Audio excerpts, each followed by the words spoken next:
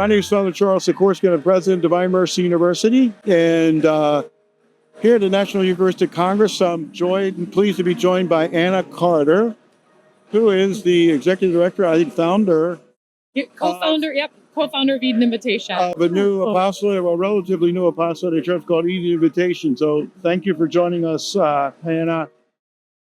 Tell us a little bit about Eden Invitation and what you're all about.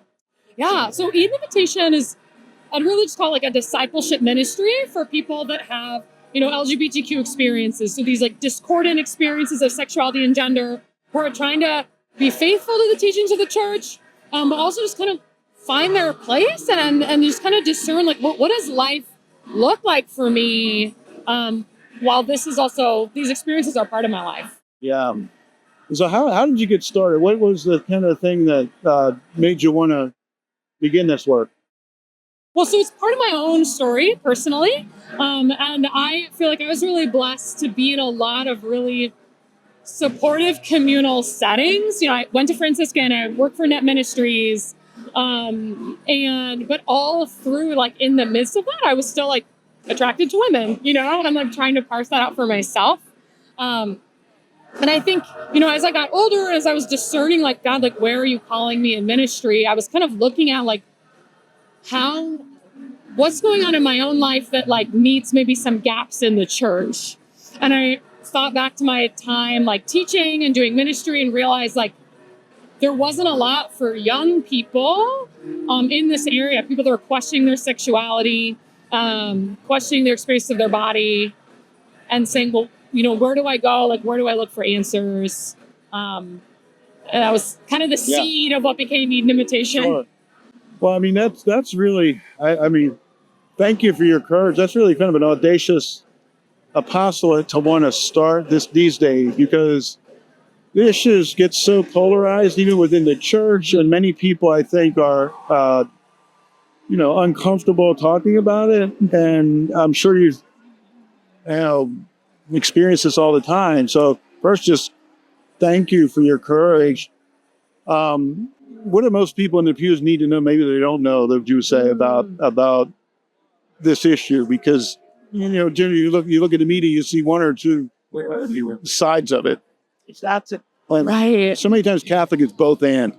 Yes, there's an issue, but there's different ways we can do this. Right. We can two things can be true at the same time. You can struggle with this or have this, and I'm sorry if I use the wrong language, but this attraction, but at the same time you can still be faithful.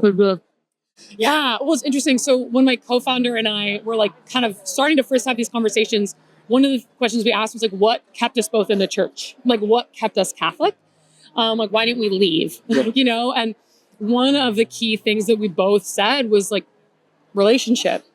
We had people in our lives who were able to, as you said, hold both of these aspects, right? Where it's like, I want to be a faithful disciple, but also, by the way, this is something I'm experiencing and I don't want to leave the church and I want to figure this out. And I think sometimes we can react to our loved ones maybe with suspicion or with fear, or we can maybe project things that we've seen in the news like onto the people we love and assume like, oh, if you're naming this, you must be thinking this way, or you must want to make some choices with your life. But in reality, I think one of the best things we can do when someone shares with us, even just like the first time, is just like asking a question, like, thank you for sharing this with me and tell me more about this experience in your life and tell me more what it's been like in the church for you, because I think if we can listen to where their life has been, I think we can then ask the Holy Spirit to say like, okay, God, like, is there anything else you want me to speak into now? Because I understand more of where this individual person with dignity is coming from. Right. So listening, hearing the story, making people feel they're heard and understood, they are, as a starting point. I think so, yeah. What does the apostolate do? Is there groups, or how do you connect with your members, or if you have members, how does all that work? Or chapters? I don't know how it works. Yeah, so kind of in that relationship vein, we really want to build community. So we do have a lot of different programs we offer. We have online small groups, local chapters, annual retreats, an online forum, but really what we try to do is bring people together and growing in like good friendship. Mhm. It's a co-ed ministry, so people are both men and women are involved. We also have people of various vocational backgrounds, right? So some people might be married and they got married and they realized, well, this didn't really go away, and I need to find a place to talk about this. I don't want to feel so alone. And so, so we have a lot of communal settings, and we also do formation, in those places about just different aspects of the Christian life. Yeah, excellent. And so, housing. So you've gotten now.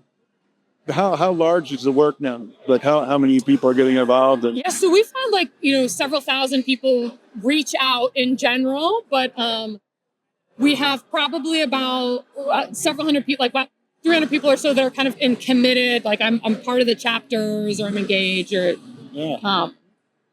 I'm a regular. And so That's something we found, is that there are a lot of people who come to Eden Invitation because of this LGBTQ plus experience, and they want to stay because they realize these are good people who want to follow Jesus, and I want to be around people like that. right. Know. And so, would you have any advice for maybe priests or church leaders? Like, what can they best do to reach out and help at, let's say, a parish level or diocesan level? Are there things? Any recommendations Yeah, I think one would be, remember we're here. Okay. I think a lot of times I very rarely hear this in a homily. I think for the average parishioner, what's their experience of the church? Going to church on Sunday, right? And I feel like I very rarely hear this mentioned in a homily unless it's about politics or ideology, And I think I remember this one homily I heard where it was a priest at a young adult conference, and he was talking to the young adults, and he was saying, talking about how hard it is sometimes, how we follow the Christian life, and then it doesn't always turn out the way we want it. And he listed off 4 or 5 different things that are just hard in life as adults. And he included and you might still experience same-sex attraction. And I remember a young man coming up to me after that homily crying and saying, I've literally never heard someone say that I could want to be faithful to Jesus and still feel this way. And to hear it from a priest, from the pulpit, was just a game changer for him. A game changer. Yeah. Right. So discussing, even you could say a lot of the different sexual issues is not a single way. Same-sex attraction is one thing, but pornography, a lot of times in the homilies that doesn't really come out, and people in the pews are struggling with it, right? Right. And so just acknowledging that it's out there, and we know, and it's something that you're not kicked out of the church, or there's ways that we all have our cross, whether it doesn't. Whatever it might be, right? And see it that way, and see it as something. That's great. How about, so here at Divine Mercy University, we prepare counselors and psychologists who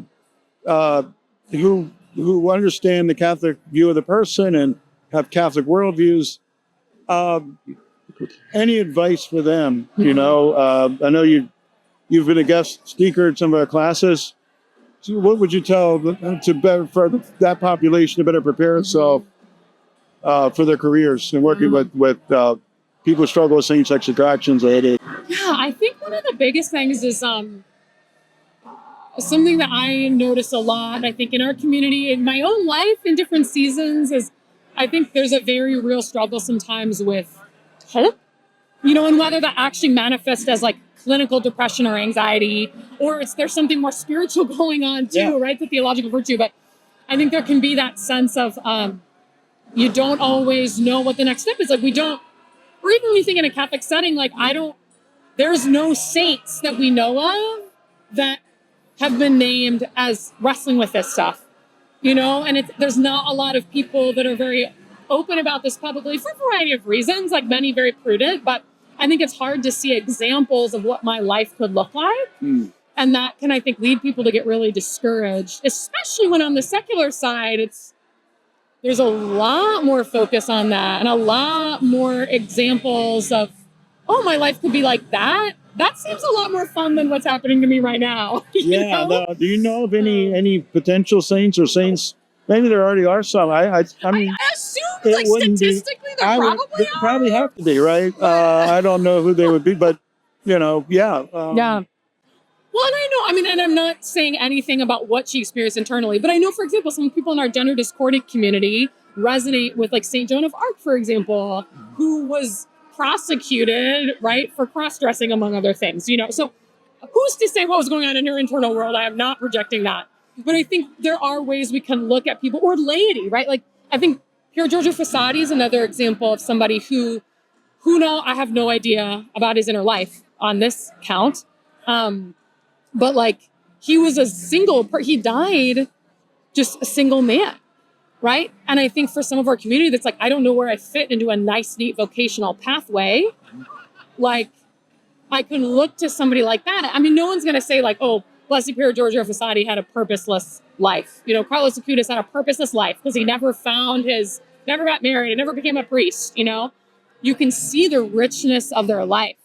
And their vocational calling that manifested in their day-to-day. Yeah. And so I think, even though maybe we don't know particular saints, like what was their inner life on their sexuality or gender, but I think there's still some people we can look to say like, okay, I can find something about what I'm experiencing in that person.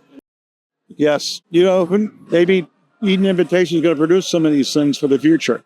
And don't laugh. I mean, I think, you know, we think about it. You know, we're talking about one of the themes here at the Eucharistic Congress is from a church from maintenance to mission. Yeah. Really putting a focus on the mission, you know, and we're all called to be saints. We're all called to be holy. We all have a mission, right? God's made us all for a purpose, and to see that. And so, but I guess the bigger point though was looking for ways to create hope, right? To get hope and